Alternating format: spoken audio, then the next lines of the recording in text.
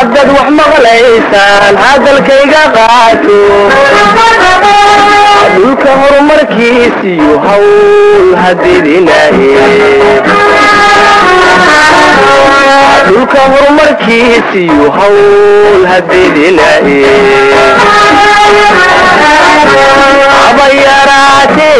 habayaraatee hagar hagelinina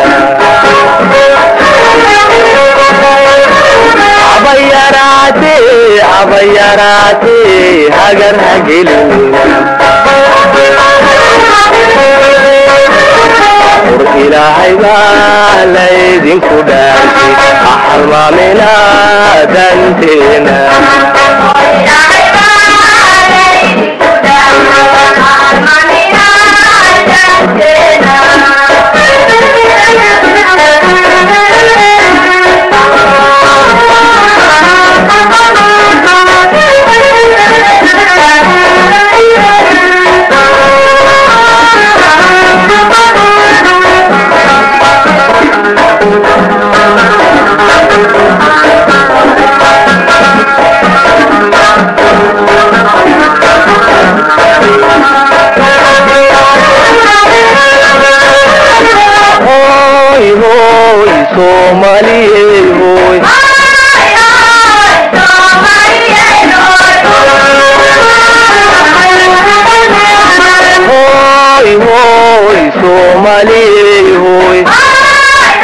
بسم الله الرحمن الرحيم السلام عليكم ورحمة الله تعالى وبركاته خياري ميل كستو اجوكتين يسكستو مقال كان ينسو غارهيو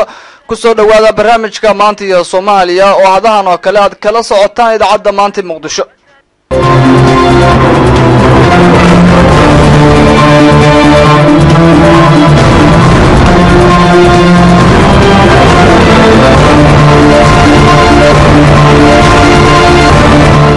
maalin 7 bisha 10 Oktoobar sanadka 2015 barnaamijka maanta iyo Soomaaliyana qodobada aan maanta idinkugu heyna waxa kamid ah meelo badan oo dunida saamka gaaray sida dhibaatooyinka xalqada iyo mandaqada iyo dunida ay dumayaan arrinkaas Soomaaliya iyo xalqada Soomaaliya وصفيرك دولة جوريدة صوماليا أفضل وطنك سعود عربية أو كور بحية سعودال وشلي مدحوينها جوريدة صوماليا يوفتي بلارنه قابنا يكون تجان مجالة رياضة عاصمة وطنك سعود عربية وحدكم غلط دونتان ورئيسي عن كجاه إنه صفيرك صوماليا أفضل وطنك سعود عربية وحاسوا كلا عدكم غلط دونتان برامج كمان تي صومالي nidaamadaas wuxuu xadda xoriyay ciidamada Soomaaliya wana sii jirteen halkaas halbood u dhaafeen halkaas u soo dhaafeen hadii deegaanka maaragtay gobolka iyo laamiga hoostiinaada iyo keenayeen inay gacanta taliska ciidanka dawladda Soomaaliya ee bariga gobolka Galgaduud ayaa sheegay inay la wareegeen deegaano ka tirsan gobolka oo ay ku sugan yihiin xarakada Shabaab waa markii hore ay ku sugnaayeen qodobada kalena waxa kamid ah ugu gaabiyeen taas oo dadana waa siinay qalmadii marashir dirayso oo la degmada gudaheeda inay ka gaabiyeen hay'adaha samafalka degmada Maasai waa lagu gudubtay waxaad sidoo kale waa maamulka dawladda Soomaaliya ee gobolka Shabeellada Dhexe oo ku eedeeyay hay'adaha samafalka ee ka howlgala gobolka Shabeellada Dhexe iyo Soomaaliyaba inaysan wax ka qaban فتحات وبيجا شبل وكسمية دقمة محداي قبل كشبل هذا الدحى واحد مغلط دونتان وليس أنا كجاه إنه قدوميها دقمة محداي وقدوميها دقمة محداي قبل كشبل هذا الدحى وعزيزه كلا تكون مغلط دونتان برامج كمان تيا صومالي. لكن نمكيك شباب يا دكتور يا إنسان هو على الكلام مرت أي وصور كل شباب لبضفة لمدري كلام ولا قاتي. maamulka degmada Diinsoorna waxa ay leeyihiin al-shabaab ayaan duuleedkii degmadaasi aanu ka saarnay wararkii ugu dambeeyay ee barqadan ka imaanaya ayaa dhageystayaal barnaamijka ku dhageysan doontaan hadduu eebeedmo qodobada kalena waxa kamid ah dawladda dalka Uganda ayaa sheegtay in hadda soo afjari doonaan ciidamadooda Soomaaliya ku sugan la dagaalanka ay kula jiraan xarakada al-shabaab ee weli ka dagaalanta deegaano dhaca koonfurta iyo bartamaha Soomaaliya waxaad maqli doontaan hadal ka soo baxay dawladda Uganda waan kugu soo gudbin doonaa barnaamijka maanta iyo Soomaaliya ciidanka ururka Ahlusunna wal Jamaaca ayaa howlgalo baaritaana waxa ay ka sameeyeen duleedka degmada Dhuusamareeb ee xarunta gobolka Galgaduud warbixin ayaan idinkaga helnaa qodobadaas iyo qodobo kale iyo habba wixii nagu soo kordhay ayaa ku maqli doontaan barnaamijka maanta iyo Soomaaliya waxa barnaamijka soo saaray Cabdisalaan Cali Xuseen oo barnaamijka ila wada farsamadana waa Cabdifataax Xasan Gacal waxaa sidoo kale aad ku maqli doontaan oo aan ka marnay barnaamijka maanta iyo Soomaaliya warka saacada 11 barqanimo iyo aaraahda dadweynaha waa mar kale iyo maanta iyo Soomaaliya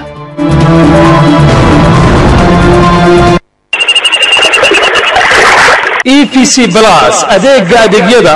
adeeg laga daba dhacay waxa inoo keenay Hormuud Telecom shirkadda hoyga waa isgaarsiinta dayaxa sare higsatay dalkeena Hormuud waxa lagu amaanaa abaal lagu hayaa adeegyada aan kala dhicin oo wali isdaba jooga EPC Plusna kay umada jeceshahay anficiisu badan yahay loo aayo weeyaan EPC Plus isaga dhiib lacagaha kirada fiiga ardada korontada iyo biyaha EPC Plus waa keed amaan badan waa isticmaal fudeed badan EPC Plus si fudud lacagta ku hadalka mobilkaaga Hormuud ku shubo saaxiibkaagan ugu shub adigoo isticmaalaya adeega cusub ee EPC Plus waa abaal ku dhig iyo eheladaada waxa isaga sii adeegyada casriga ee Hormuud ay ku amaanan tahay waa kuwa kala jaad oo aan soo koobi karin sidoo kale ka reebin Dalmar Service International Roaming oo sim cardkaaga Hormuud aad ku isticmaali karto dal waliba oo aad adduunka ka tagto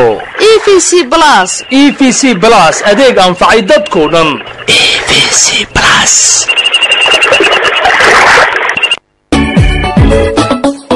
Beko Power in Somalia. Beko baahida bulshada iyo baladkeenu ka marmin balan ku su'aalay arday bilaaba tacliin oo baranaya cashirkii baahidii mataqaan barahaga iyo nabadaamiye kama maarmo Beko qof bukaan oo qalin ku bilowday birmadkii mataqaan dhakhtar badbaadiye korontaan bixinayo Beko muhiim ah shirkadda cadad maxabili karo dalaariye ganacsigeed aqli bislaadiye Beko u saldhiga dhismihii budooday burburkii margaaray banaadir way ka basroy mataqaan leerar badan oo bixinaya iftiin iyo Beko ka masuula baladkan quruxdiisa inta aan baahinayo inta aan ka boodnayo in kale ka badan markay Beko heleen bayba noloshiiba bilaabeen biyo nolosha leh Bekana dadka leh baraariye hormar Beko waa u furo korontaan bixbixayn Beko lagu huba awood baxsan hadeer Beko lagu huba shirkadda Beko waxa ay ka tagtay magaalada Muqdisho baalayaal qurux badan kuwaas oo dhammaanba ururiyay wixii filo isku dhaxdaasana intaasi oo kaliya ma aha baalahani hadii uu qoyo ma gudbiyo korontada kuma qabanayso Beko waxa uu sii dheer macaamiisha hadii ay soo sheegtaan cilado kaga dhacay korontadooda shaqaale iyo gawaari heegan u ah fulinta hawshaas midaan Beko ahayn dhankayga waa ka bilaash ama boorka kama qaado Beko waa nolosha barkeed Beko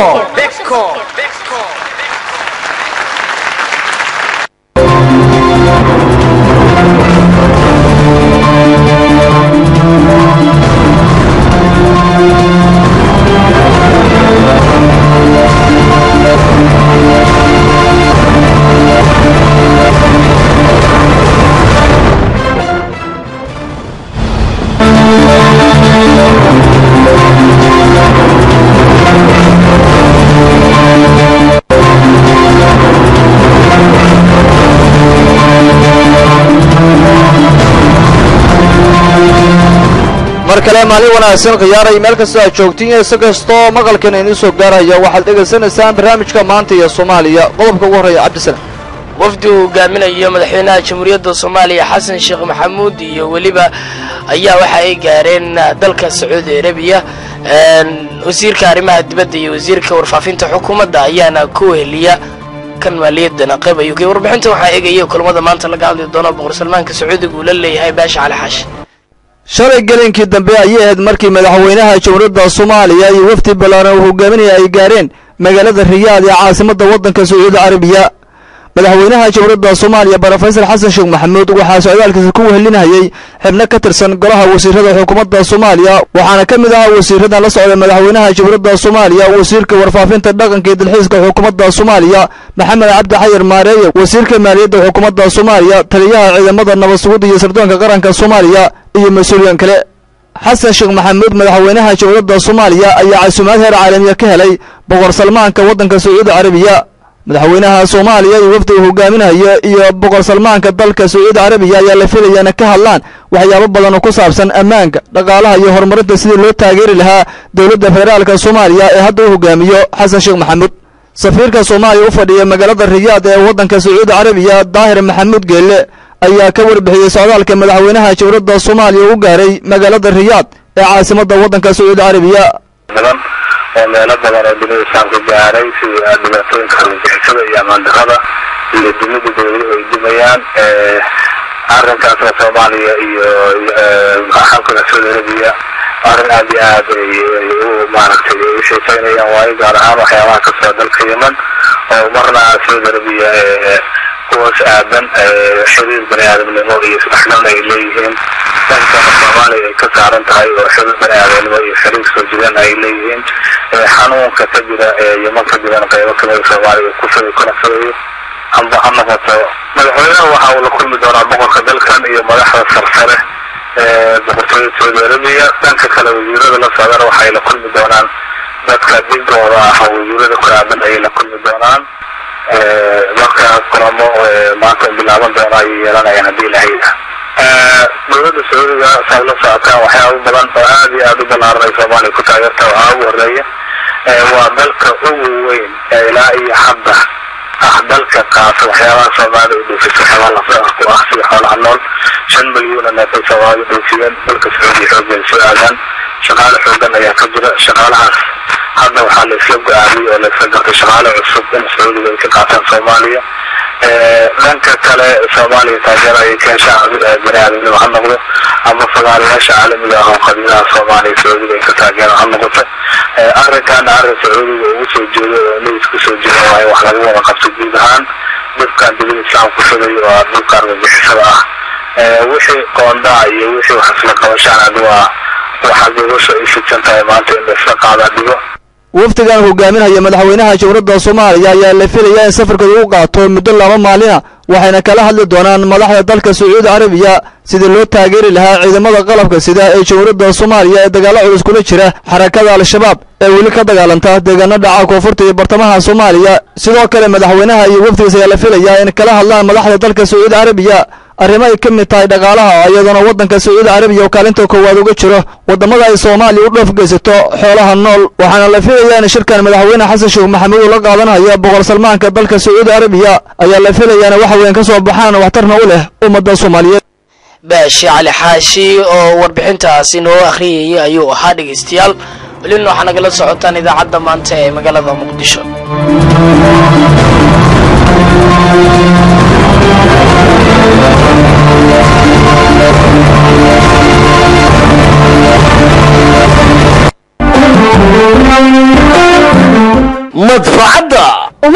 madbacadda ummadda marka aad dhex istaagto maqsuud baad ku noqonoo qaabkay u shaqeeyaan ummaddaa u riyaaqday magacaaba ka garan madbacadda ummadda dadkii baa isku raacay qaabka ay u shaqayso daabacaad tayadeedu cid ku gaarta lawaa madbacadda ummadda dadku uu isku raacay inay tahay madbacadda ummadda madbacad miirqab ahoo minid gudihiisa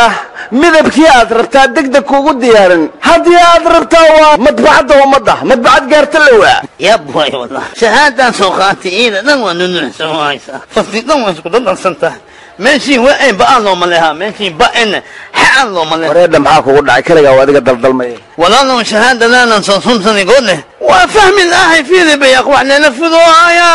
xaggee lagugu soo sameeyey waxaa liigu soo suubi madbacadda ah waxaa liigu soo suubi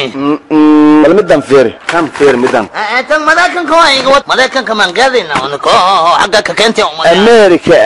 goormaa laga tegay warkaa madbacadda ummadda ayaa daabacday madbacadda ummadda waa horyaalka madbacadaha soomaaliya u doona daabacaad taya sare leh oo offset color ah muddo gaaban howl hufan iyo qiimo macquul ah waxaad kaloo ka helaysaa daabacadda noocii aad doonto sida kalandarrada sanadka stiikariska buugaagta muqararada iyo kutubada diiniga ah shahaadooyinka boolooyinka id kariska business kariska iyo weliba kaararka qaxootiyada iyo banfleska timbarayaasha invitationska bilyetiga bugaagta full colorka ah iyo wixii la mid ah aan ku tilmaamo madbacadda ummadda ka habaabi maysido waxa ay ku taallaa inta u dhacayso shirkadda isgaarsiinta Hormuud Telecom iyo waliba Global Internet madbacadda ummadda kala xiriir telefoon number 65 88 eber 6 ama 55 eber 35 ama 544 965 ama 5567 eber 68 eber 7 88 7 ha moogaanin madbacadda ummadda bishaaro bishaaro bishaaro dhammaan dadweynaha Soomaaliyeed ee ku nool gobolka Banaadir nawaaxigiisa waxaa lagu wargelinayaa in Carwo Saasil oo ka mid ah carwooyinka ugu waaweyn dalka Soomaaliya ee keena shoobinada ama cosmetics ay idin keentay daawooyin iyo shoobino casri ah oo aan dalka Soomaaliya hore loogu arkin waxyaabaha ay soo kordhisay Carwo Saasil waxaa ka mid ah sunta aboorka oo hore Soomaaliya aan loo keenin sunta kaneecada oo waaweyn tayo wanaagsan leh sunta dhiqlaha iyo cayaanka guryaha gala koolada tixsiga dabta oo casri ah easy out oo ah daawo lagu nadiifiyo tinta jirka ka soo baxda shaambo loogu talagalay in jirta dadka gasha daawada musqusha lagu nadiifiyo iyo buraashkeeda shaambo iyo nafaqo iswadata oo tayo leh iyo saliideeda oo aad u wanaagsan shaambada agoolka iyo waliba agabyo kale aad u wanaagsan oo dumarka isticmaalaan dhammaan shoobinada casriga ee Carwo Saasil waxaa laga keenay dalka dibadiisa waana kuwa soo maray tijaabo caafimaad meelaha laga keenay shoobinadan waxaa ka mid ah waddanka Thailand Carwo Saasil waxaa kugu diyaara dad aqoon durugsan u leh cosmeticska kuwaas oo ka keenay dalka dibadiisa waxaana qofkii taga carwadaas la soo siin doona agabyo kale oo dheeraad ah haddii uu ka soo gato halkaasi adeeg wanaagsan haddaba mogaanin Carwo Saasil oo xarun ku leh magaalada Muqdisho gaar ahaan suuqa Khalifa ee Bakaaraha wixii faahfaahin intaas dheer kala xiriir telefoon numberka ah eber 66 55 94 24 haddaba mogaanin Carwo Saasil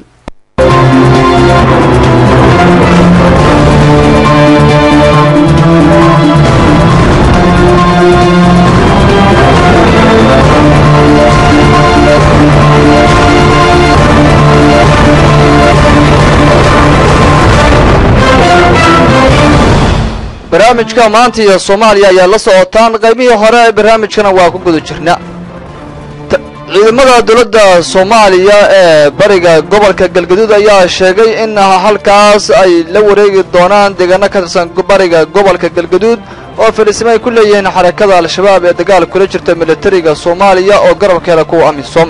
taliyaha ciidamada dawladda Soomaaliya ee bariga waa qaybta bariga gobolka Galgaduud محمد كاريه ayaa la hadlay idaacada maanta Muqdisho waxaana uu sheegay in ciidanka Soomaaliya ay hadda ku wajahayihiin deegaano ka tirsan bariga gobolka Galgaduud oo horay ay uga arrimi jireen xarakada shabaab haddana qaybo ka tirsan goboladaas aan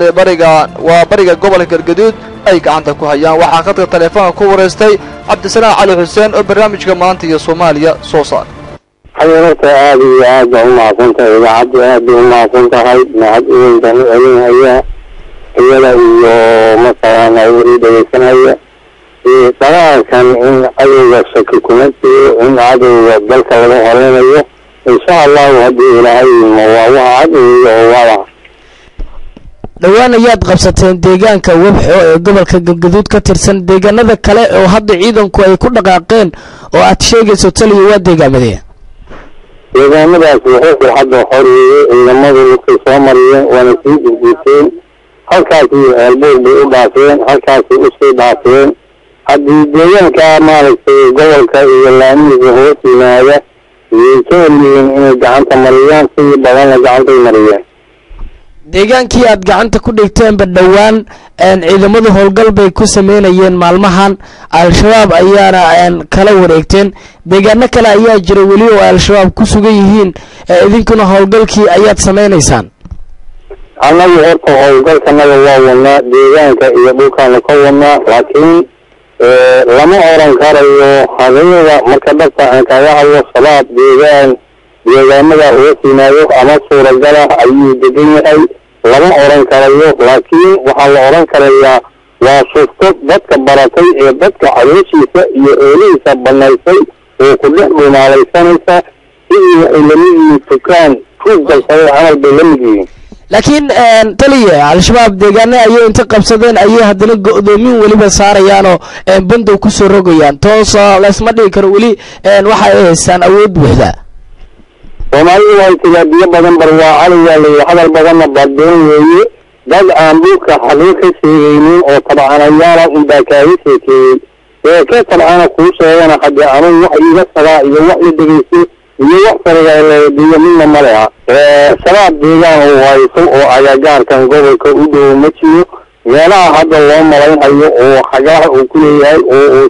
tuugada ku yimaado oo dadka iyo bawdadka iyo beeraha uu ku dhumaysana insha allahu waa ugu dhici jiraa in laga caawiyo laga sifeeyo ciidamadu qalab ku filan ma helaan oo ay dagaalka ku galaan yaase howlgalka idinku weheliya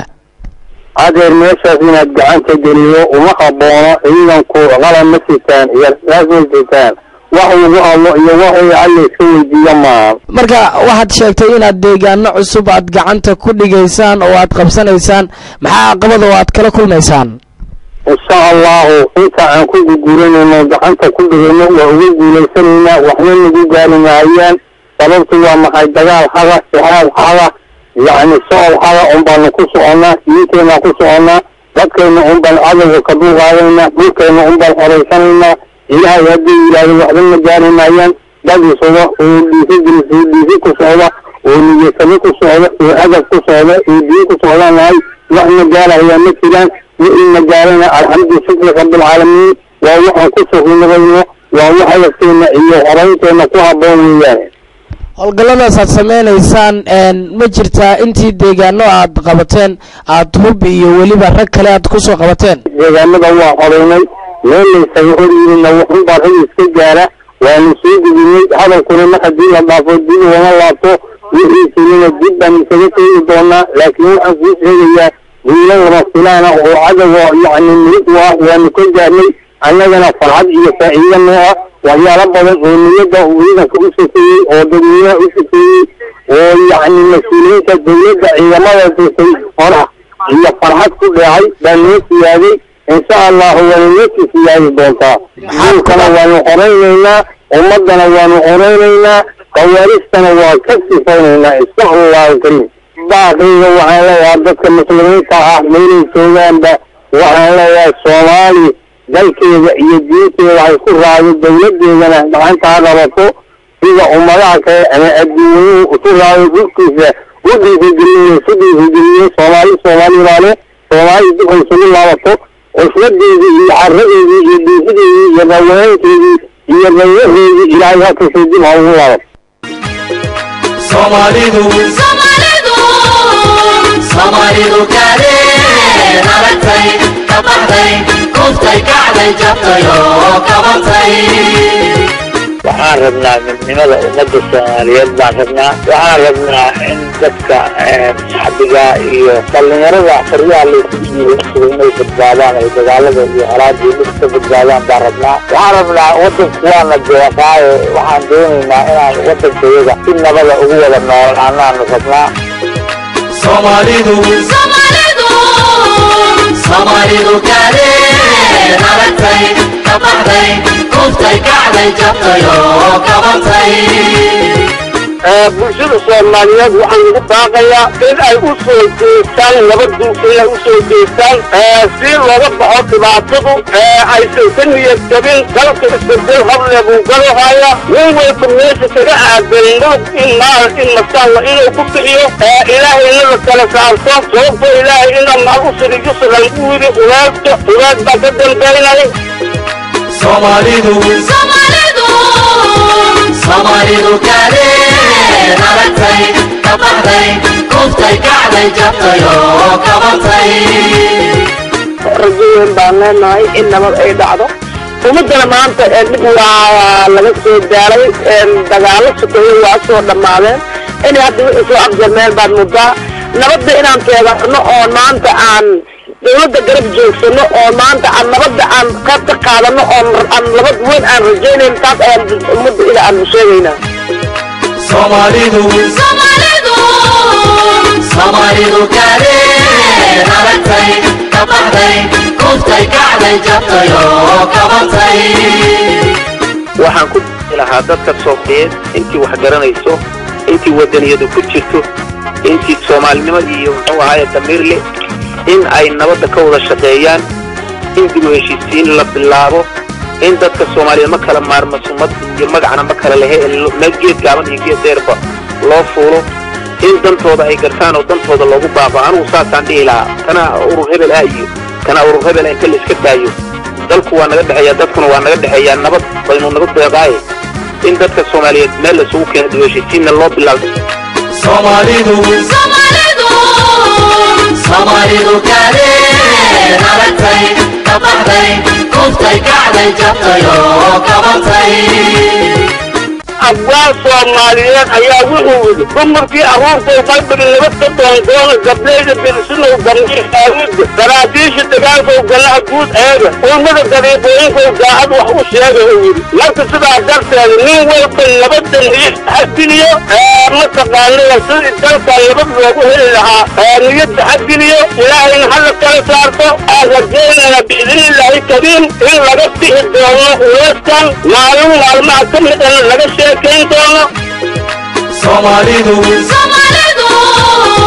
Soomaalidu kale naratay kabaxday kuftay kacday jabtay oo kabatay durdur diagnostic center xarunta baaritaanada iyo daryeelka caafimaadka ee durdur ogeysiis muhiima xaruntu waxay bixinaysaa adeeg caafimaad oo dhammaystiran sida daweynta iyo talabixinta xanuunada guud iyo kuwa gaarka ah dhakhaatiirta ka howlgasha xarunta waxaa ka mid ah dhakhtarka cudurrada guud iyo carruurta dhakhtarka cudurrada caloosha beerka iyo sonkorta dhakhtarada cudurrada haweenka dhakhtarka cudurrada keliyaha iyo kaadimareenka dhammaan dhakhaatiirtani waxay aqoon fiican u leeyihiin adeegyada caafimaadka sidoo kalena xaruntu waxay leedahay sheebaar qalabaysan iyo shaqaale u tababaran shaqadooda farmashiyaad ka helayso daawooyin laga keenay Yurub iyo Ameerika xaruntu waxay furan tahay 12 subaxnimo ilaa 9 habeenimo xilliga geeska Afrika wixii fafaarintaasi dheeriyana waxaad kala xiriiri kartaa telefoon lambarada kala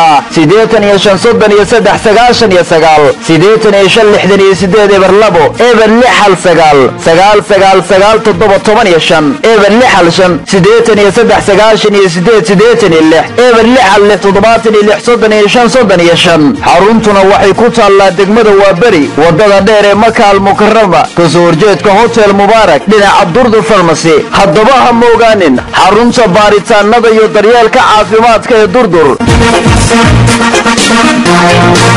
Daha International University isha aqoonta iyo garashada jaamacadda caalamiga ah ee Daha oo hore looga aflaxay barashada ku hadalka luqadda Carabiga iyo sharciyadeeda loogana bartay manhaj tayo leh iyo macallimiin caan ku ah luqadda Carabiga waxay ku wargelinaysaa bahda jecel waxbarashada gaar ahaan kuwa daneeya luqadda Carabiga ku hadalkeeda iyo waliba sharciyadeeda inay bilowday jaamacadda Daha qaadashada dufcadii shanaad ee dibloma luqadda Carabiga muddada lagu baranayaana waa 1 sano waxyaalaha aad ku baranaysaan diblomadan waxay كليهين الكتابة العربية المعاصرة القراءة العربية المعاصرة استماع العربية المعاصرة المحادثة العربية المعاصرة الترجمة الفورية المعاصرة كيفية كتاب التقارير العربية المعاصرة الكلمات العربية والجمل المفيد النحو التطبيق مفهوم الأدب العربية الحكم والأمثال اللغة الصحافة سيدو كلا جامعة Daha وحيدين هيسا دبلوما لغو برانيو شرعية اللغة العربية سيدنا وها صرفية بلاغة أدب كي منطقة مدد لغو برانيو وهل سنو في رقالة جامعة Daha وحكولو يدين دياري سيد دبلوما لغو برانيو حرفادها فرقو حنتا اللغة العربية ولغو قادنيو 9 نوع قد العربي مدد لغو برانيو وهل سنو جامعة Daha waxay ku taallaa degmada Hodan xaafadda Taleex inta u dhaxaysa madaxtooyada Cabdiqaasin iyo waliba laanta Hormuud Taleex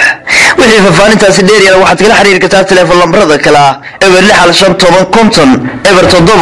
eber 65 21 eber 822 ama eber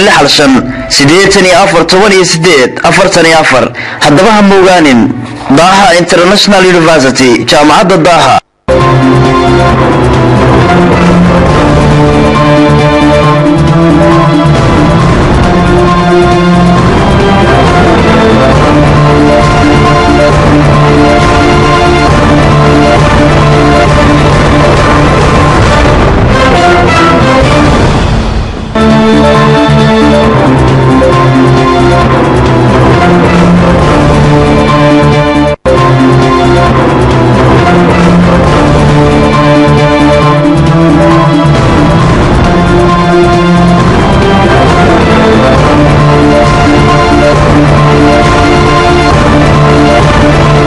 kasta oo aad joogtaanna waxaan idin leeyahay barqa wanaagsan barnaamijka maanta iyo Soomaaliya aad dhageysanaysaan goor warkii saacada ayaad maqli doontaan saacada ayaaba iminka tilmaamayso 12 barqanimo waan u soo laaban doonaa qodobka aaraahda dadweynaha madaxweynaha dawladda Soomaaliya Xasan Sheekh Maxamuud ayaa kulamo la qaadanaya maanta oo looga hadlayo arrimaha Soomaaliya boqorka Sacuudi Arabiya boqor Salmaan bin Cabdulaziz Xasan Sheekh Maxamuud iyo wafdi uu hogaaminayo oo shalay gelinkii dambe gaaray Sacuudiga ayaa kulamo looga hadlayo Soomaaliya iyo xaaladda Yemenba waxa uu kula leeyahay boqorka Sacuudi Arabiya boqor Salmaan bin Cabdulaziz maamulka degmada Mahaday ee gobolka Shabeellada Hoose waa Shabeellada Dhexe ayaa waxa ay kulamo loo qaateen markaasi hay'adaha samafalka ee ka howlgala halkaasi gudoomiyaha degmada Mahaday ee gobolka Shabeellada Dhexe Ahmed Xuseen Afrax oo la hadlay idaacadda maanta ee Muqdisho ayaa sheegay hay'aduhu inaysan wax badan ka qaban arrinta la xiriirta fatahaadda uu sameeyo wabiga Shabeelle waxa uu sheegay gudoomiyuhu in hay'aduhu samafalku ay kala hadleen bal inay hadda wax badan qabtaan ugu dambeyntiina dhulgariir xoogan ayaa waxa uu ku dhuftay dalalka Pakistan iyo Afghanistan oo jaar ah waqooyiga dalka Pakistan iyo waqooyi bari dalka Afghanistan ayaa hadda dhulgariirkii ka dhacay waxa ku geeriyooday 260 qofood hay'ad cilmi baarista dhanka dhulka qaabilsan ayaa baaraysa goobihii uu jeexay markaasi dhulgariirka xoogan waxayna hadda dadku sameynayaan barakac baashi aad maasanta Cabdisalaam qodobka dooda waa Cabdisalaam aad iyo maasantahay qodobka araahda dadweynaha ee saakay ay fikir ka soo dhibinayaan waxay tahay gobolka Shabeellada Dhexe waxa fatahaad ka sameeyay wabiga Shabeelle ee mara deegaanka ka tirsan Soomaaliya wabiga Shabeelle hadda deegaanka Mahaday iyo deegaanka kale hoostaga ayuu ku fatahay wabiga Shabeelle marka Cabdisalaam araahda dadweynaha waxay tahay sidee dadkaasi gurmad loo gaarsiin karaa amaba hay'adaha samafalka iyadoo sheeganaysa wax qaban sidee dadka Soomaaliyeed dadkaas u caawin karaan amaba ay uga qayb qaadan karaan fatahaadda wabiga Shabeelle iyo Jubba uu sameeyo dhageystayaasha waxaan u soo gudbin doonaa fatahaadda wabigaas uu sameeyay oo gudoomiyaha Mahaday Godoweyto oo shalay ahaydaan la hadalnay ayaan goor soo gudbin doonaa waxay dhageystayaashu fariimahooda ku soo diri karaan telefoonka tiriisu yahay eber 6 waa fariimaha oo galiya haddaan mar kale ku celiyo waa 5 fariimahooda ayay dhageystayaashu nagu soo diri doonaan waxaan dhageystayaasha ku wargelinaynaa in ay farta kala feegayaan si dhageystaha ku dhageysanaya anagu aan u gaarsino Cabdisalaam aad baad u mahadsantahay baashiyo iyadoo haddaba fatahaadaas ay jirto oo wabiga Shabeelle uu fatahaad sameeyo hay'adaha samafalka lagu dhaliilay inay wax ka qaban shalay gelinkii dambe waxa fatahay wabiga Shabeelle wuxuu ku fatahay xaafado ka tirsan degmada Mahaday roob watay daadadna halkaas ayay ka da'een gudoomiyaha degmada Mahaday Ahmed Xuseen Afrax ayaan telefoonka ku wareysanay waxaana ka weydiinay dhibaatada uu geystay fatahaadda wabiga Shabeelle iyo roobkii daadadka watay ee halka ka dhacay marka hore daad xoog ka dhacay degmada Mahaday gobolka Shabeellada Dhexe waxa waaye magaalada waxa xaafadeed biyo wada galay guri aan biyo gelin waa bishii naadir marka inkastoo xaafada bintuuna xaafadligaayeen xaafadka caanka yani ayuu go-an oo guryaheedu ay ka soo baxeen oo xaafado kale ay dulsaar ku yihiin oo qaabdarro loo degan yahay dhibkaasaa ka dhacayaana daadkii oo roobabkii ka dhashay fatahaadda wabiga Shabeelle uu sameeyay oo xaafadaha uu u jabsaday maanta ma waqtigan bay dhacday mise maalmo hore ayay arrinkan u yimid wabiga Shabeelle ma horta macnaha faan waa daadad roob ka dhashay roob ay ka dhashay roob ayaa ka dhacay degmada Mahaday roobabna ma isku xigsaday dhulkii dhamay biyo noqday meel la xusuusan lahayd laakiin hadda waxaa ugu daran laba xaafadood adigu ilaa 2,000 qoys camal maaragtay guryahoodii biyo galeen ma garatay ilaa ay hadda ku jiraan sabarka haya waxaan ku fahmay in webiga uusan fatihin laakiin ay jirto daadad xoog leh oo magaalada hadda ka jirahay webigu marka waa fataayey laakiin qayb kaleu ka fatahay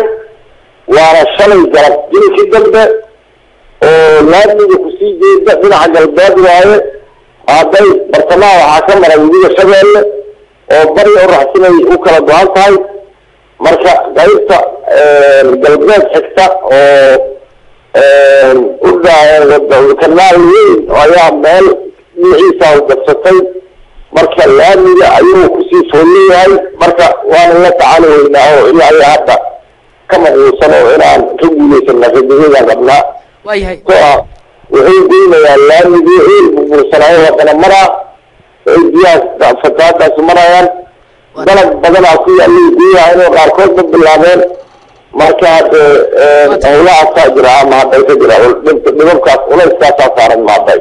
muxuu khasaaraha uu geystay roobkii da-ay iyo weliba webigan shalay galod fatahay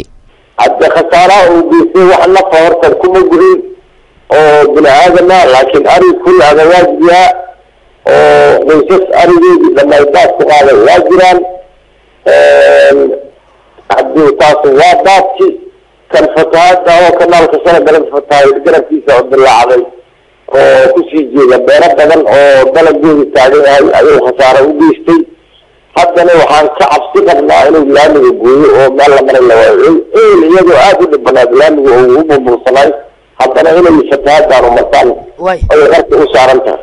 maxaa dadaalaad ah oo aada samayseen wallahi intikaraankeena ayaan dadaalo weynaa waxaan qaban karnaaba aada u yar laakiin waa dagaalamaynaa intikaraankeena shacbiga oo dhan waa kasoo horjeedaa dhibkaas intii awoodeeniba ay dhamadaan leenahay waxaan jecelnahay inaan haduu ilaahay ku diiyo aan wusatiino fiican aan ka gaarno aan ka adkaanaan jecelnaa sida hawada noo taaga ra-iisul wasaare ku-xigeenka ayaa loo magacaabay guddi ka hortaga fatahaadaha iyo weliba waxyaabaha kale ee jira dabeelaha laga baqdin qaba inay soomaaliya ka dhacaan idinku guddigaasi xiriir ma la samayseen oo maanta gobolka hiiraan gaaro oo indheindheenayay dadka dega hareeraha webiga waa la sameynay xogtaas warkaasna war baahsan waaye laakiin inay hiiraan kasoo noqdaan nagu soo laabtaan jecella hadduu ilaahay sida aan warka ku hayno hay-adihii samafalka laftigoodu ma ka howlgalaan degmada mahadda iyo gobolka shabeellada dhexe aada ay uga gaabiyeen taas eedeedana waa siinay maalmo dhaweyd mar ashir jir ay ku wadana degmada gudaheeda inay ka gaabiyeen hay-adaha samafalku degmada mahadday waa naga gudubtay hadda laakiin shalay iyo maanta wax uun assessmentii ahaa assessmentii uun dadka hadda dhibka haysta assessmentii uma baahna wax gacanta waa u baahay wax caawina baa ula jeedaa de meesha dadku kuwa heel badanaa loorka ninkii oo carrakufidaayo qaadayo uu rabaa maxaa yaal meesha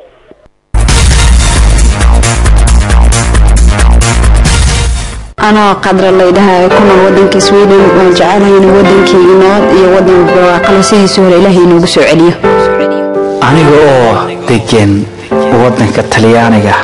dooniyay jabiya leelal ku in waxaan jecelahay dalkaygii oo nabad iyo caano leh in Ilaahay igu celiyo bismillaahir rahmaanir rahiim aniga oo gabar Soomaaliyeed oo waddanka Jarmalka ku nool Ilaahay waxaan ka rajeynayaa waddankeeni isagoo nabad qaba inaan dib ugu laabano waddanku aad iyo aad u qiimo badan yahay qofka waddanada dabeedaha ku maqan ayaana garan kara waddanka qiimaha waddankiisu qiimaha leeyahay anigoo degan waddanka Australia waxaan ka baryayaa Ilaahay inuu waddankeena noo hagaajiyo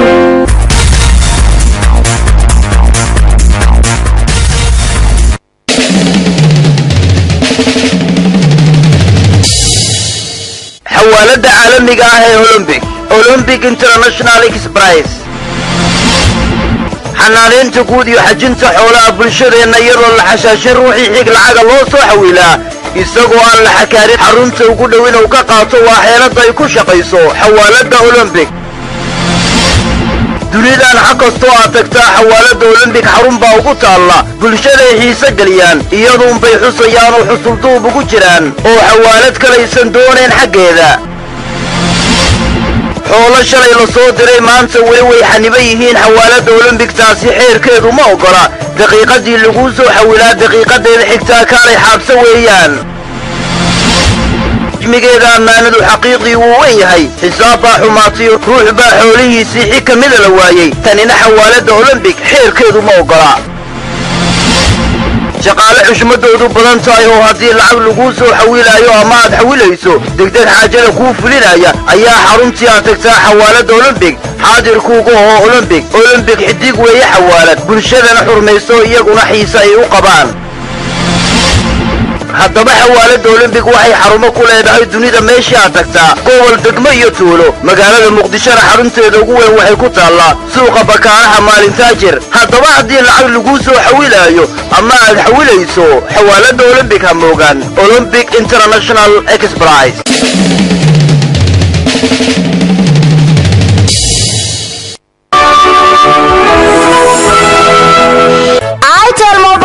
intaan moobeel arkaya intaan anigu isticmaalay idilkood inta moobeel arligeenna la keenay kii ugu dambeeye uguna wacnaayo itel mobile inininka wiinoo yimid oo arligeenna la keenay iibsigiisu socdoo loo ordaayo xaggiisa axadkaan isagaan isticmaalina adduunka uu ka dambeeyo amrana iyo akhbaartaas ma haysaa oo maxaana noo hay moobeel aad u qurxoon in aan lahaynoo aad ku qancayso isticmaalkiisa gaarka misna aad u raqiisa alla ilahay waa itel mobile tayadiisa aan loo hubiyo damaanadaad u dheer baa itel mobile astaantiisu tahe bulshoy kaala iibsada isagoo aynigiisu badan yahay hadba kaad u bogtaan moobeello intii itel ka horraysay kan loogu ammaanta badan yahay itel mobile iska daa kan dhexe iyo kiisa sare kan ugu yar inaba gaari maayo itel mobile indhuhu isagay ku jeedaan ummadduna way isku sheegtay calashaan ablicathonkiisa badan iyo tayadiisa aadka u sarraysa itel mobile ka isticmaal internet iyo software aad wanaagsan itel mobile waa moobeel aad u bogaysaan isticmaalkiisa isla markaana leh damaanad hal sana ah itel mobile waa moobeello aad u raqiisa noocyadiisa kala duwan ee ku qancinayana aad iibsanayso hadba kii aad doonayso waxaadna ka helaysaa xarun kastoo lagu iibiyo elektroniga iyadoo xaruntiisa weyn itel mobile ay ku taallo suuqa weyn ee bakaaraha gaar ahaan dabaqa sariifweynaha iyo xamar weyne wixii faahfaanintaasi dheeriyana ka wac eber lixalshan konton iyo saddex toban iyo toddoba saddex saddex eber lixalshan siddeetan iyo sagaal eber shan sagaashan iyo kow ama lineline lixdan iyo siddeed soddon iyo saddex iibso itel mobile si ay kaaga hadho baahidaad u qabto mobile aad u sarreeya itel mobile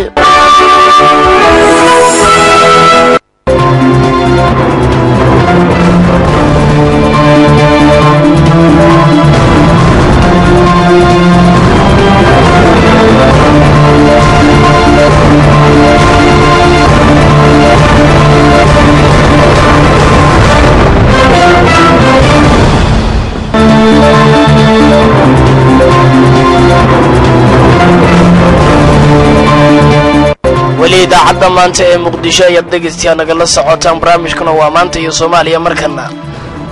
waxaa saaka degan xaaladda degmada diinsoor ee gobolka baay ee koonfurta soomaaliya xilli shalay halkaas ay ku dagaalameen ciidamada dowladda soomaaliya oo garab ka hela militariga amisom ee garabka siiya soomaaliya iyo rag ka tirsan xarakada al-shabaab ee halkaas weerar ku soo qaaday waxaa sidoo kale ciidanka amisom ee shalay gargaar cunto iyo caafimaad intaba ay gaarsiiyeen dadka barakacyaasha ku dhaqan degmada diinsoor ee gobolka baay ee koonfurta soomaaliya sidoo kale waxaa saaka la soo warinaya in xaaladda degmada diinsoor ay degan tahay ciidanka dowladda soomaaliyana ay si buuxda gacanta ugu hayaan xarakada al-shabaabna ee duleedka degmada diinsoor ee gobolka baay ay joogaan waxaa khadka telefoonka aan kula xiriirnay guddoomiyaha degmada diinsoor ibraahim maxamed nuur waxaana khadka telefoonka ku wareystay macruuf xaaji xuseen oo ka tirsan raadiyahan maanta idaanka nimo oo nabadjidka shabaab ayaa dad shacab ayaa dhaheen hoolaha ayaa lidinkula marka ayagu waa soo urursadeen kuwa shabaabka laba qofa laga dilay odaan waa la qaatay way kala carareen annagana markii dambe guriga u dirnay dadkii oo shacabka ahaayeen dagaalku ma diinsoor buu ka dhacay mase duleedka degmada meel ah duleedka ma dhow meel 45 kilomitir anaga sugay ma dagaal culus buu ahaa oo qorshaysan mase dagaal wuxuu ahaa si kadiisa u dhacay oo ciidamadiinu dabcan ay ka hor imaadeen ciidamada xarakada al-shabaab ciidamadan dad oo baadiyaha oo dhaqati iyo ayaga isdagaalan anagan waana ka waranay dadkii oo dhaqatada oo ayaga isdagaalan shabaabka 2 qof ayaa laga dilay anagana guriga ayaan u sameynay markii adinkoo gurmad halkaas tagteen ma dagaal kala dhacay maya dagaal kale madina ayaga wariyay la soo furtay iyo nimankii oo laga dilay oo dadkii shacabka iska dhayaan ayaan u tagnay dadkii oo shacabka ahaayeen gurmadan u sameynay hadda xaaladdu waa degantahay aad iyo aad ayay hadda u fiican tahay ciidamadu ma halkaas bay fariisimo ku lahaayeen xarakada al-shabaab mase waxay ahaayeen ciidamo qudhowda meesha mar yimid oo dabcan dagaal ka sameeyey al-shabaab meel fariisin kuleeyahay soomaaliya gudaheeda ma jirto meel ayaga waa isku wareegaan waa wareegaan ayaga wareegaan ayaa ishelan ayaga iyo dad shaab ah dagaalada ka dhaca duleedkan degmada aad adigu guddoomiyaha ka tahay diinsoor way soo bateen guddoomiye waqtiyadii ugu dambeeyey marka miyaa la dhihi karaa degmada ammaankeedu waqtiyadii ugu dambeeyey faraha buu ka baxay ilaa iyo hadda diinsoor shabaab xabad kama soo ridin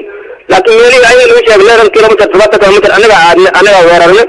markasta anaga aan weerarin waxaan kala kulnaa guulo marka anaga safeynayna waa safeynayna shacabka ayagoo salaatad kale ayaan ka safeynayna maahina wax oo amaan darro oo anaga inuu keenay maaha shacabkii oo ayaga salaatad ku hayeen markii anaga aan keen information waan kala erinaa dhanka kale maanta waxaan ugu maqaalaa in gudaha diinsoor dad barakacyaal ahaa ciidamo midowga africa inay gargaar gaarsiiyeen gargaar ay gaarsiiyeen qoysas 100 iyo ka badan ay gargaar ay siiyeen raashin fiican ay siiyeen alxamdulillah aadan ugu faraxeen shacabka oo degmada deganay oo tabaalaysan ay gargaar fiican oo raashin tayo ay siiyeen dabcan raashinku wuxuu ahaa dadkana intee ka soo barakaceen dadkan intee leeg bay dabcan gudaha diinsoor joogeen tuulooyinka oo shabaabka joogaan waa laga soo guuriyay degmada ayaa la soo galay dadka nimanka shabaabka tuulooyinka magaalooyinka ay joogaan dhibaato iyo aburin ay ku hayaan shacabka marka way soo guureen meel 100 kilomitr 200 kilomitr anaga shacab ayaa soo guuriyay waa noo imaaday alxamdulillah ammaankoodii aad iyo aad ayuu u fahmay meeshii shabaabka jooga ammaan malaha ninka habeenkii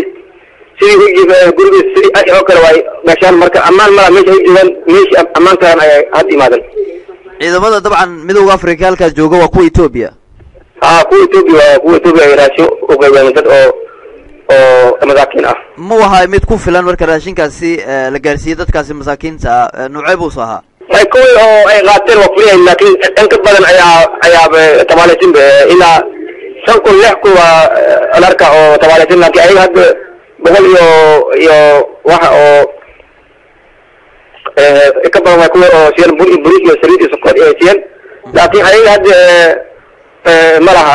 wax oo dadkii oo degmada ku filan maaha laakiin dadkii oo maanta la siiyey maalmahan aad iyo aad ayaa hadda xaalad u fiican tahay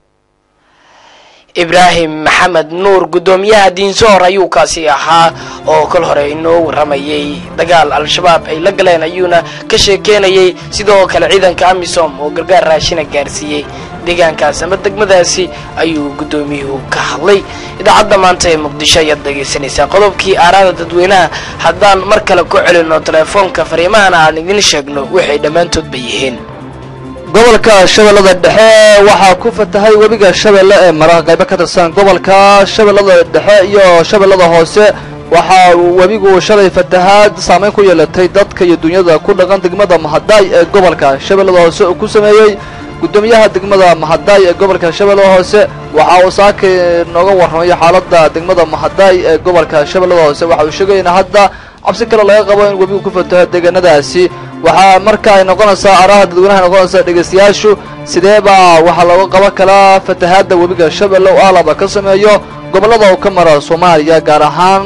fatahaaddan ugu dambaysay ee uu ka sameeyey degmada mahadaay ee gobolka shabeellada dhexe waxaa ku dhaqan dad iyo dunyo webigana saameyn ayuu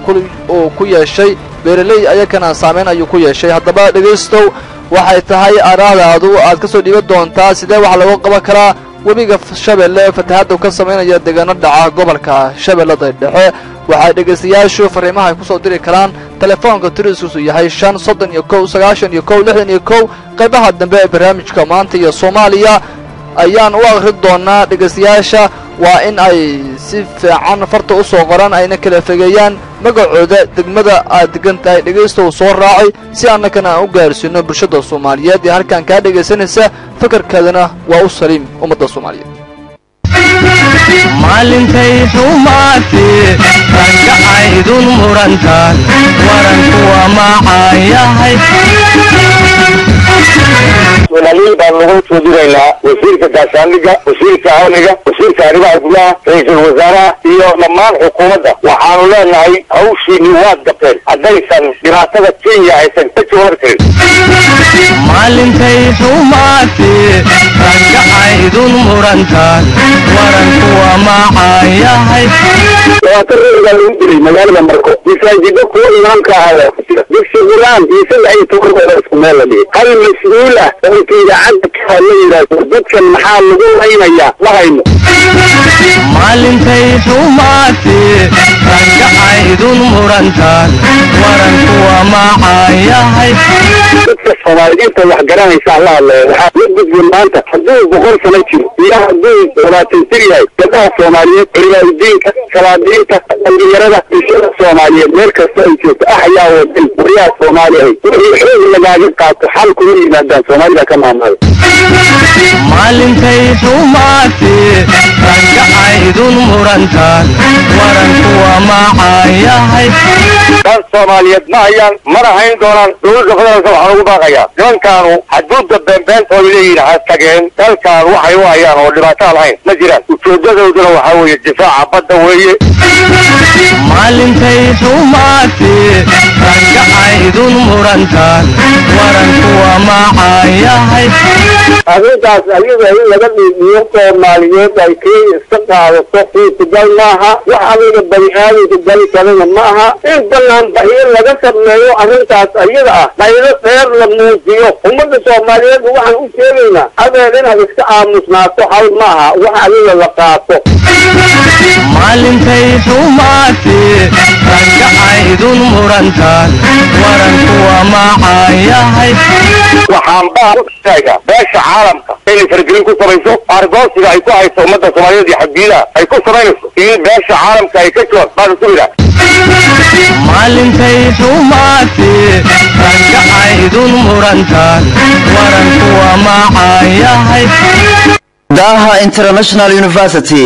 isha aqoonta iyo garashada jaamacadda caalamiga ah ee daaha oo horey looga aflaxay barashada ku hadalka luqadda Carabiga iyo sharciyadeeda loogana bartay manhaj tayo leh iyo macallimiin caan ku ah luqadda Carabiga waxay ku wargelinaysaa bahda jecel waxbarashada gaar ahaan kuwa daneeya luqadda Carabiga ku hadalkeeda iyo waliba sharciyadeeda inay bilowday jaamacadda daaha qaadashada dufcadii shanaad ee dibloma luqadda Carabiga muddada lagu baranayaana waa 1 sano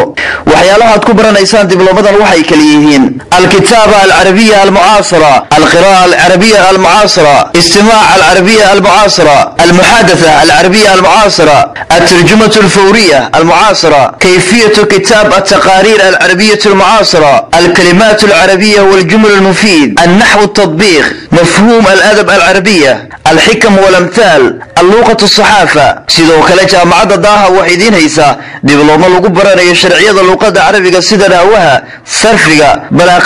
أدب كي منطقة مدد لغو برانيا وهل سرو في رقالة جامعة داها وحكرو يدين دياري سيد دبلوما لغو برانيا حرفضها فرقو حنتا لغة العربية ولغو قادنا يساقال نوع قبض العربي مدد لغو برانيا وهل سرو jaamacadda daaha waxay ku taallaa degmada hodan xaafadda taleex inta u dhaxaysa madaxtooyada cabdiqaasin iyo weliba laanta hormuud taleex wixii fafaanintaasi dheeriyana waxaad kala xiriiri kartaa teleefon lambarada kale ah eber 6550 eber 7 eber 65 21 eber 8 ama eber 65 84 18 haddaba ha moogaanin daaha International University jaamacadda daaha Green Hope University jaamacadda Green Hope galad waxa hela ruuxii garaad leh garashada aqoontiga wixii guul ku manaysay bulshada u soo gudbiya taana waa gabdhay u taala Green Hope iyo macallimiinta ku gaamurtay tacliinta gudaheeda dhex jooga Green Hope University dadaalaa u gaara mahad gaar iyo abaalan gaboobayn ducaan go'een Green Hope University aday ku goolitaay ee inaga gudoonana abaalan gaboobayn Green Hope University guri weeye tacliin goob weeye aqoon gal weeye waxbarasho waxbarasho rug weeye garashadiiyo garaadku degan yahay ee intii tacliin goobaysaay meel kale ha ku hungoobina insha allah goolkaaga waa dhalin iyo hadafkaaga gaaree hadda hore u gaara Green Hope University gaabsha haddaadan ahayn Green Hope iyadoo uun horgucley oo gadaasheeda ha gaabin guul aad gaartay oo ay iftiin galaclo guulaheenina siiye Green Hope University waxay diinaysaa fakultiyaad u muhiim isla markaana ay dhigayaan macallimiin khibrad leh fakultiyada idiinaysana waxaa ka mid ah Faculty of Business Administration, Faculty of Agriculture and Veterinary, Faculty of Computer Science and Engineering, Faculty of Social Science, Faculty of Health Science. fakultiyadaasi waxaa sii dheer Green Hope Center for English Teaching Program oo ah course programs kuna qaadan doontaan diploma in English language oo leh beginner level, intermediate level iyo advanced level. Green Hope University sidoo kale waxay idiinaysaa short courses kuwaasi oo aad ku baran doontaan programyada kala effective administrative assistance, basic records management, improvement management skills, research methods, human resource development, training of trainers, first aid iyo waliba koorsooyin kale ma meel ku hooro xareedu galalacda jaamacadda Green Hope alla daayaha u roona jaamacadda Green Hope University waxay ku taallaa degmada Hodan gaar ahaan xaafadda Tale wixii faafarintaasi dheer yara waxaad kala xiriir kartaa telefoon lambarada kala eber 659 eber 659 ama eber 689 ama emailkooda oo ah greenhope449@gmail.com ama website-kooda oo ah www.greenhopeuniversity.com haddaba ha moogaanin jaamacadda Green Hope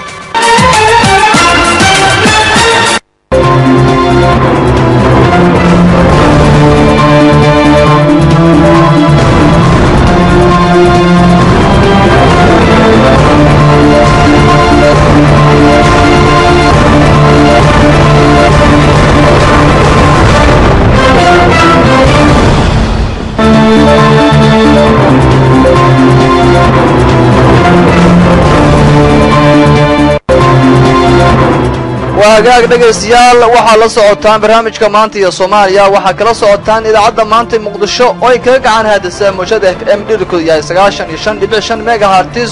oo ku gadaaman Muqdisho iyo nawaaxigeeda sida shabeellada hoose shabeellada dhexe guud ahaan gobolka Banaadir aan barqadan kala hadlayno halka dadweynaha caalamka ku nool waxay nagala jaan qaadi karaan baraha internetka aanu ku leenahay kala radiomaanta.com iyo radiomaanta.net ininku waa ku maasantihiin la socodka wararka iyo barnaamijyada ka baxay idaacadan barnaamijka waxa farsameynaya Cabdifitaax Kacal aniga iyo Cabdisalaam Cali Xuseen waa la socodsiinayna Cabdisalaam qodobka xig aad baad u mahadsan tahay baashiyo markana Uganda haddaanu eegno waxa ay leedahay xeelad military al-shabaab lagu maqoonintooda amaba in la soo afjiraahi aad bay u adag tahay laakiin waxaan damacsanahay inaan soo gabagabeeno warbixintan oo wasiirka arrimaha dibadda wadankaasi ka soo baxday dawladda Uganda waxa akhrinaya Muxudiin Cali Maxamuud wasiirka arrimaha dibadda dalka Uganda ninka lagu magacaabo Sam Kutisa oo la hadlay wakaalada wararka ee Shinwa ayaa sheegay kooxaha islaamiyiinta ee ka dagaalamo dalalka bariga Afrika sida dagaalanta xarakada al-Shabaab iyo Boko Haram inay muhiim u tahay in la helo xeelado kale oo la iskaga caabin karo wuxuu tusaale u soo qaatay dalalka bariga Afrika inay sameeyaan qaabab ee dadka ku tababaraan si ay iskaga dhiciyaan kooxaha islaamiyiinta oo dalalkaasi ka dagaalamaya taasi oo sahlan karta ayuu yiri in shabaabka ka dagaalamo Soomaaliya in laga wiiqo awoodda ay ku leeyihiin guud ahaan dalka Soomaaliya wasiirka ayaa sheegay in kororka dhalinyarada ee ku biirayo dagaalinta xarakada al-Shabaab iyo Boko Haram ee sababtay fursadaha shaqada oo dhalinyarada ku yar farigelinta shisheeye iyo kooxaha dhalinyarada oo aqliga ka xada dhalinta oo ku sheegay wasiirka arrimaha dibadda dalka Uganda wasiirka arrimaha dibadda ayaa sidoo kale waxa uu sheegay in dagaal military ee ka socda Soomaaliya uusan xal u ahayn dagaal ka dhan ah dagaalinta xarakada al-Shabaab loo baahan yahay in dawladda Soomaaliya ay ogaado asaaska ee dagaalinta xarakada al-Shabaab laga soo asaasay Uganda Soomaaliya waxa ka jooga ciidamo badan oo kamid ah howlgalka AMISOM waxaana ay ka howlgalaan magaalada Muqdisho iyo gobolada qaar laakiin ma lahan dhaqdhaqaaq badan oo dagaalinta xarakada al-Shabaab ay kula dagaalamaan marka loo eego hubka casriga ah heestaan iyo sida aysan u dhaqdhaqaaqin markay dagaal ay kaga soo horjeedaan dagaalinta xarakada al-Shabaab ururka al-shabaab oo Soomaaliya ka dhisan ayaa weerar kala duwan ka geysta dalalka Kenya iyo Uganda sidoo kale shabaabka waxay ku hanjabaan inay weerar ka geysan doonaan dalalka ciidamada ay ka joogaan Soomaaliya iyo marka la yiri wasiirka arrimaha dibadda Uganda dagaalinta xarakada al-shabaab oo ka dagaalama koonfurta iyo bartamaha Soomaaliya ayaa mararka qaar weerar u geysta ciidamada AMISOM gaar ahaan kuwa Uganda ee ka jooga Soomaaliya. Cheap Computers Company. Mr. Dias baro socodkaaga ayaa baxaya sidee wax ka yihiin walaalay socod baa idilay magaaladan meelan cagta saarin ma jirto waxaan ka waayay kombiyuutarradii aan dibadda ku isticmaali jiray allah dibad joog weligiisba wadankiisa jaahil ayuu ka yahay ma la socotid miya in shirkadda Cheap Computers Company ay dalka keento kombiyuutarada ugu horeeya ee caalamka laga isticmaalo Toshiba dal HP oo casri ah oo ku caalamka oo kale laga isticmaalo miyaan ka helaya Cheap Computers Company nooc kasta kombiyuutar casri ah waad ka helaysaa Cheap sidoo kalena Cheap deeqsinimadeeda horta waaba la jeclaado arday jaamacadeed kombiyuutarkiisa jaba degdeg baa loogu jadiidin jeebkiisana ma aha Cheap baa taa ballan qaaday Cheap kombiyuutaradeeda wax jabaya ma ahan wax jactadaayana ma ahan wax jilcayana ma ahan Cheap kombiyuutar ka iibso ama waa jidka ooyo adigoon duurka jibaaxin Cheap kombiyuutar u doono Cheap Computers Company waxaad ka helaysaa laptopyada sida Toshiba Dell HP desktopyada Cheap iyo Jogba projectorada kaamirooyinka casriga ah iyo dhammaan accessories electroniga sidoo kale Cheap Computers Company waxaad ka helaysaa laptopyada iyo waliba desktopyada dibadda lagu soo isticmaalay oo u dhigma karaya kombiyuutarada cusaybka ah ee dibadda laga keenay tayadoodana ay aad u sareyso Cheap Computers Company waxay ku taallaa suuqa bakaaraha wadada koowaad moolka daarta MMC wixii faahfaahintaasi dheeraadana waxaad kala xiriiri kartaa telefoon lambarada kala eber 6474525 eber 6722444 eber 6954745 ama line-ka 652767 haddaba ha moogaanina Cheap Computers Company.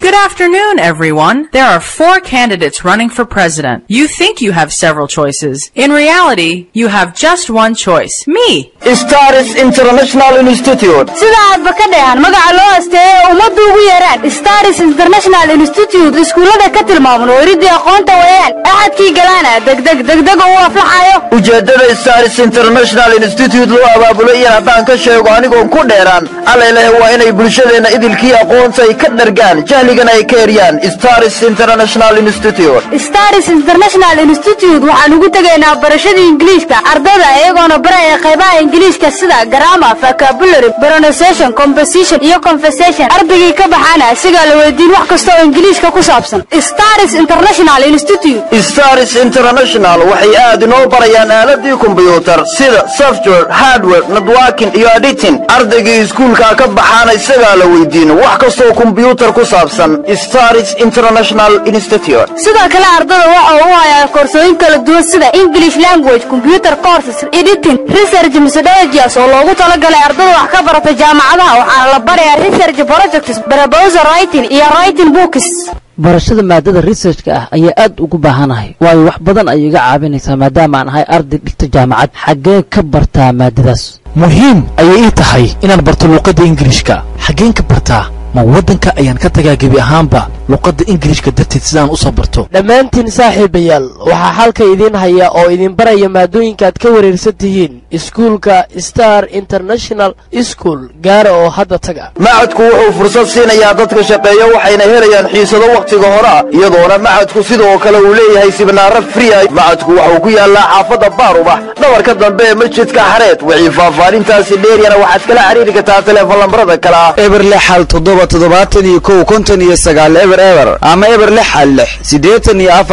68421 haddaba ha moogaanin Stars International Institute oo u doono cilmi la hubo Stars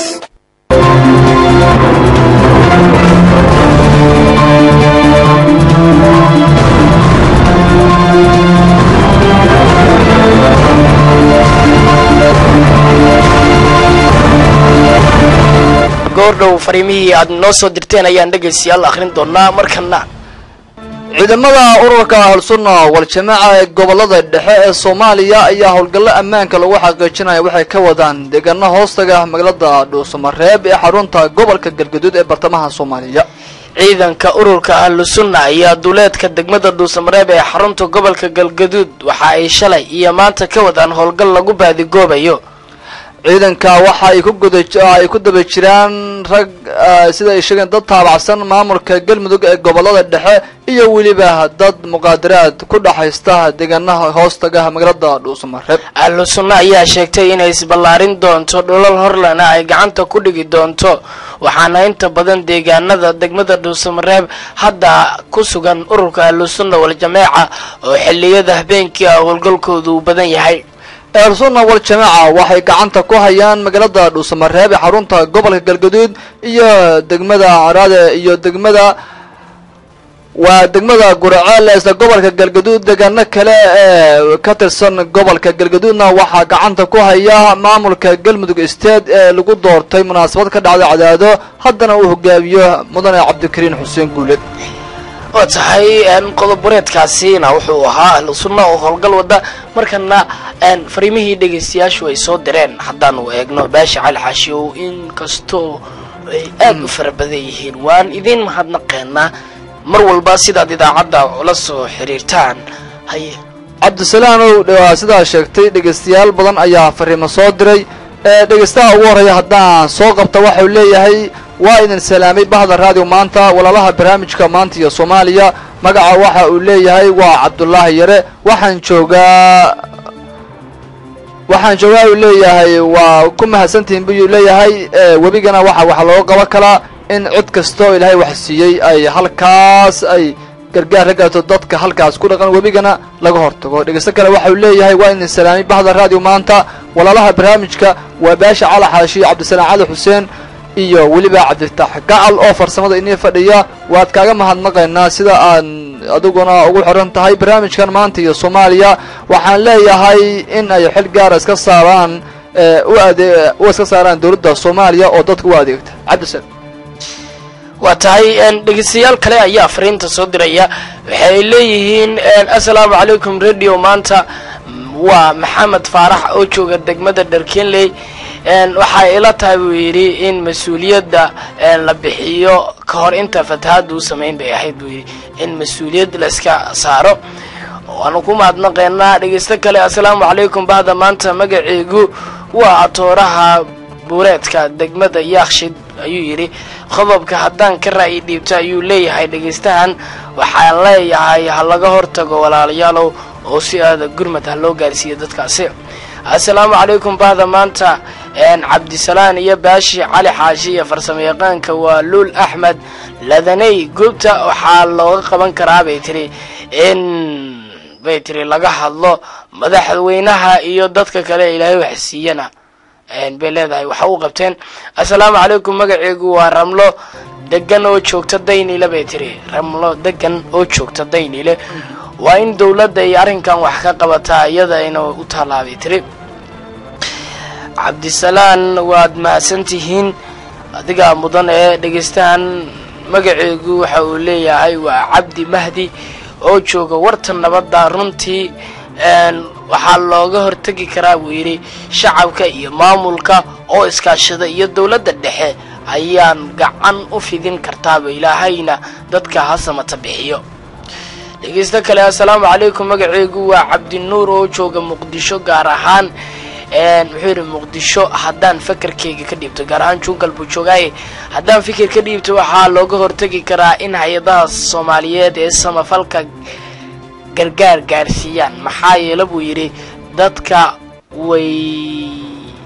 ku adag tahay buu yiri inay wax ka qabtaan been bay sheegaan bahaydu ayuu raaciyay. dhegeysta kale oo isna fariin soo diray waxa uu leeyahay assalaamu calaykum aqyaarta maanta waa Fartuun Cali America oo joogta raadeerka sida ugu fudud ee wax looga qaban karo koronto waa in wax looga qabtaa. Baashina waa uu mahadsan yahay. Cabdisalaam oo dhinacayga dhegeystahan kale waa Muna Axmed Maanka waxaan joogaa ay leedahay Daynile gaar ahaan raadeelka waa in dawladda Soomaaliya ay dadkaas meeshaas ku dhibaataysan ay xil iska saarto webiyada Shabeelle iyo Jubbana haba waxay leedahay dhegeystahan dhibaatada ugu baan geysta waa webiyaasha waa midka Shabeelle ay leedahay waa in dawladda Soomaaliya ay tilaabo ka qaadaa maadaama iyadu ay dawladda dalka ay tahay waa kaaga mahad celinaa dhageysta kale waxa uu leeyahay assalaamu calaykum waa in salaam bahda radio maanta waa Cabdiraxmaan oo jooga وعبدالسلام وحليه وعبد الرحمن oo jooga degmada Cabdi Casiis ayuu leeyahay dhageystahan dabcan degmada si fiican dhageystahan uma soo qorin aniga waxaan dhihi lahaa uu leeyahay waa in dawladda Soomaaliya ay gacan adag ka geysata dadka halka ku dhibaataysan iyo maamulka Shabeellada hoose waa Shabeellada dhexe ayuu leeyahay ma habboonayn in dawladdu ay maadaama ay mas'uul tahay dadkaas ay ayadu gacan ka geysato ayna garab istaagto waa kaaga mahad celinaa dhageysta kale waxa uu leeyahay waa in islaamiga khiyaarta radio maanta waa Fortuna Ali America jooga aad bay u mahadsantahay dhageystayaas waan akrinaa markay soo celiyay ummalanayaa barnaamijkii maanta waa araada Cabdisalaanow dhageystayaasha kuwa soo diray iyo kuwa aan akrinay iyo kuwa la soo xiriir rabay intaba waan u mahad celinaynaa barnaamijka saaka waxa soo saaray Cabdisalaan Cali Xuseen waxaana si wada jira halkaan kala socodsiinay anigoo Baasha Cali Xaashi iyo Cabdisalaan Cali Xuseen oo barnaamijka maanta ee Soomaaliya soo saaray farsamadan Cabdil Fataax Maxamed ayuu ahaa oo farsameynayay barnaamijka dhageystayaashu intaan ka hor barnaamijka soo xiran waxaan uga tageynaa hayse ku luqayso Maryam Mursal Ciise Bootan heesteedii dadnimo waa dawladnimo dhageyso wacan